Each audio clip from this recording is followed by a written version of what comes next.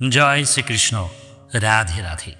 নমস্কার প্রিয় শ্রোতা বন্ধুরা, মহান কথায় আপনাদের সকলকে আবারও একবার স্বাগত জানাই। আজ আমি আপনাদেরকে এমন এক কাহিনী শোনাতে চলেছি যা একদিকে পৌরাণিক, অন্যদিকে বিজ্ঞান আর ইতিহাসের এক মিশ্রণ।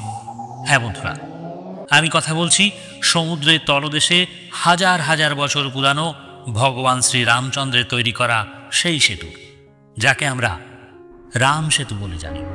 কিন্তু কিভাবে এই সেতু তৈরি হলো? রামায়ণে যেভাবে বর্ণনা করা আছে সেভাবে, নাকি এটা শুধুই একটা মিথ, নাকি এর পিছনে লুকিয়ে আছে আরও অন্য কোনো বাস্তব সত্য? এটি কি সত্যি ভগবান রামের তৈরি? এটা কি সত্যি হাজার হাজার বছর আগে তৈরি, নাকি এটা প্রকৃতির কোনো অদ্ভুত খেলা? বিজ্ঞান এর কি ব্যাখ্যা দেয় এবং এর সঙ্গে আমাদের পৌরাণিক সম্পর্কই বা কী আছে?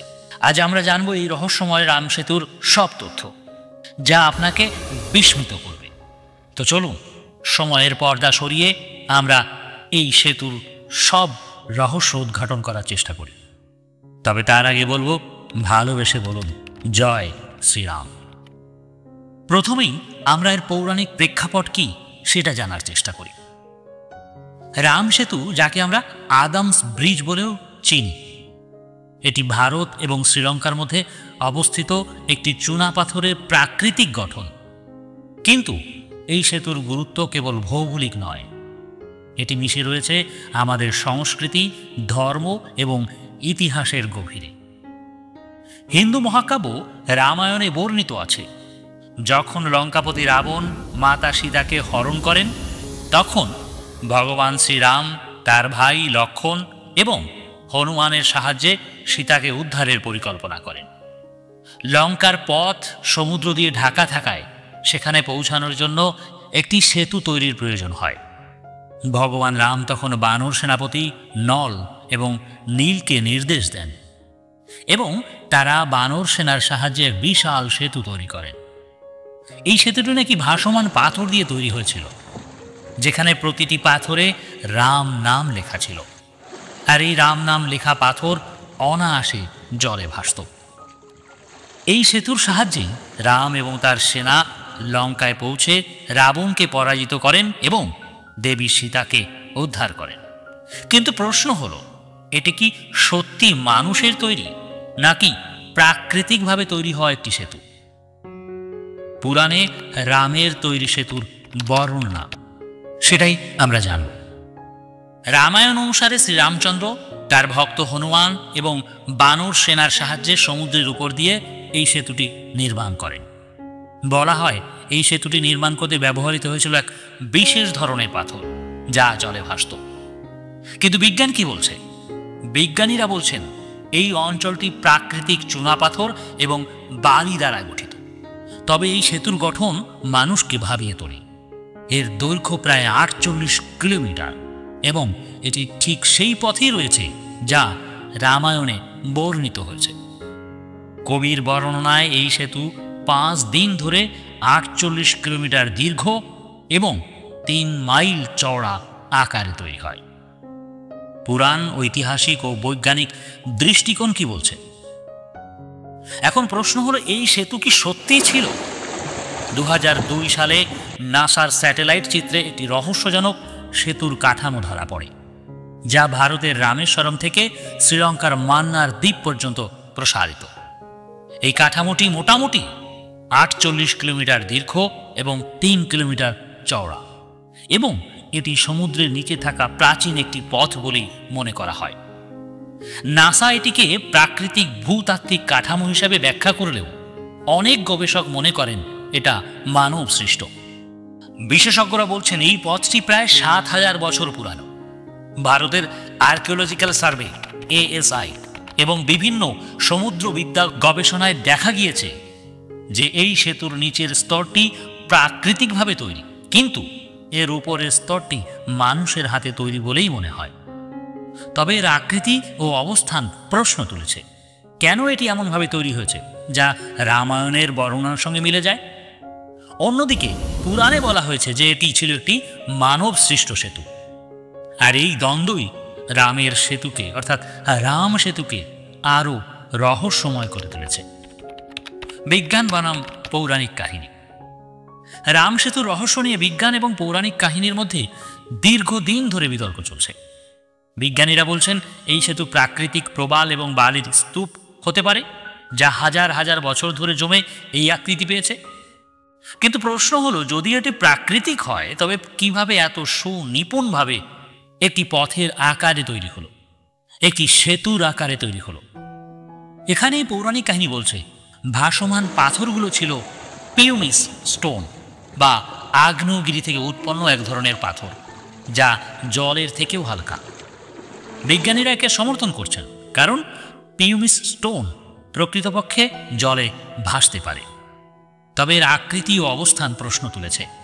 কেন এটি এমনভাবে তৈরি হয়েছে যা রামায়ণে বর্ণনার সঙ্গে মিলে যায়?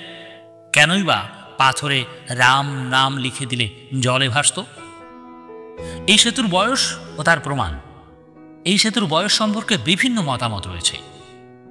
একটি গবেষণায় বলা হয়েছে এই সেতুর নিচের স্তরটি প্রাকৃতিক, কিন্তু উপরিভাগে মানুষের হস্তক্ষেপের চিহ্ন রয়েছে। তাহলে কি এটি ভগবান শ্রী রামচন্দ্রের সেনাই দ্বারাই তৈরি? বিশেষজ্ঞরা বলছেন এই পথটি প্রায় ৭,০০০ বছর পুরানো। ভারতের আর্কিওলজিক্যাল সার্ভে ASI এবং বিভিন্ন সমুদ্রবিদ্যা গবেষণায় দেখা গিয়েছে এই সেতুর নিচের স্তরটি প্রাকৃতিকভাবে তৈরি, কিন্তু এর উপরের স্তরটি মানুষের হাতে তৈরি বলেই মনে হয়।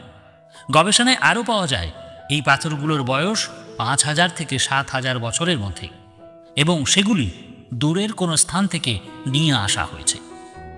আবার রামায়ণের সময়কাল অনুযায়ী এটি প্রায় ১০,০০০ বছর পুরানো হতে পারে। আর এই প্রশ্নের উত্তর আজও অমীমাংসিত। তবে রাম সেতুর ধর্মীয় গুরুত্ব কি? রামের সেতু অথবা রাম সেতু শুধু একটি ঐতিহাসিক স্থাপনা নয়, এটি হিন্দু ধর্মের একটি গুরুত্বপূর্ণ অংশ। এটি ভগবান শ্রীরামের প্রতি বিশ্বাস ও শ্রদ্ধার প্রতীক। শ্রীলঙ্কার সঙ্গে যুক্ত এই সেতু সনাতন ধর্মের ইতিহাস এবং আধ্যাত্মিকতার একটি অমূল্য ধন। প্রতিদিন হাজার হাজার তীর্থযাত্রী এই স্থানের দর্শন করতে আসেন এবং নিজের নিজের মনের আশা আকাঙ্ক্ষা পূরণের জন্য প্রার্থনা করে থাকেন। এই রাম সেতুর বর্তমান অবস্থা ও বিতর্ক। বর্তমানে রাম সেতু সংস্করণ নিয়ে বিতর্ক রয়েছে। কিছু মানুষ চায় এটি ঐতিহাসিক স্থান হিসাবে সংরক্ষণ করা হোক, আবার কিছু মানুষ চায় এটি একটি পরিবহন সংযোগ হিসাবে ব্যবহৃত হোক। ২০১৮ সালে ভারতের আর্কিওলজিক্যাল সার্ভে ASI একটি প্রতিবেদন দেয়, যেখানে উল্লেখ করা হয় যে এই সেতুর উপরিভাগ মানুষের তৈরি, কিন্তু এটি এখনও চূড়ান্ত প্রমাণিত হয়নি। এই সেতু নিয়ে অনেক মজার ঘটনা ও গল্প রয়েছে। বলা হয় এই সেতুর পাথর জলে ভাসে। বিজ্ঞানীরা একে ব্যাখ্যা করছেন বিশেষ ধরনের বায়ুমণ্ডলীয় চাপ ও পাথরের গঠন দিয়ে তৈরি, কিন্তু অনেকেই এটিকে ভগবান শ্রীরামের অলৌকিক শক্তি হিসাবে দেখেন। আরেকটি তথ্য হল সেতু নির্মাণের ব্যবহৃত পাথরগুলোর উপর প্রাচীন শিলালিপি পাওয়া গিয়েছে। তবে এই বিষয়টি নিয়ে আরও গবেষণা চলছে। সবশেষে উপসংহার হিসাবে বলা যায়, রামের সেতু একটি রহস্যময় এবং অনুপ্রেরণামূলক অধ্যায়, যা আমাদের ধর্ম, বিজ্ঞান এবং ইতিহাসের সংযোগস্থলে দাঁড়িয়ে আছে। এই সেতু প্রমাণ করে যে প্রকৃতি এবং মানুষের সৃষ্টির মধ্যে এক আশ্চর্য মিল রয়েছে। এটি শুধু এক প্রাচীন সেতু নয়, এটি আমাদের বিশ্বাস, সংস্কৃতি এবং ঐতিহ্যের প্রতীক। পৃথিবীর ইতিহাসে এমন অনেক রহস্য আছে যা আমরা এখনও পুরোপুরি বুঝতে পারিনি। রাম সেতু তারই একটি। এটি প্রমাণিত হোক বা না হোক, এটাই আমাদের শিক্ষা দেয় বিশ্বাস আর জ্ঞানের মিশ্রণে অসাধ্য সাধন করা যায়। আপনারা কি মনে করেন, রাম সেতু কি ভগবান শ্রী রামচন্দ্রের সৃষ্টি, নাকি প্রকৃতির এক আশ্চর্য সৃষ্টি? আপনার মতামত অবশ্যই শেয়ার করবেন আমাদের সঙ্গে। আর যদি এই ভিডিওটি ভালো লাগে তাহলে লাইক, শেয়ার এবং সাবস্ক্রাইব করতে ভুলবেন না। আজ এই পর্যন্ত, কথা হবে পরবর্তী ভিডিওতে। ততক্ষণ সবাই ভালো থাকবেন, সুস্থ থাকবেন, আনন্দে থাকবেন। বলুন জয় জগৎগুরু শ্রী শ্রী কাশীকৃষ্ণ পরমহংসদেবের জয়, জয় সদ্গুরু শ্রীমৎ স্বামী নিত্যানন্দ গিরি মহারাজের জয়, জয় পরম গুরু পরমেশ্বর শ্রীকৃষ্ণের জয়।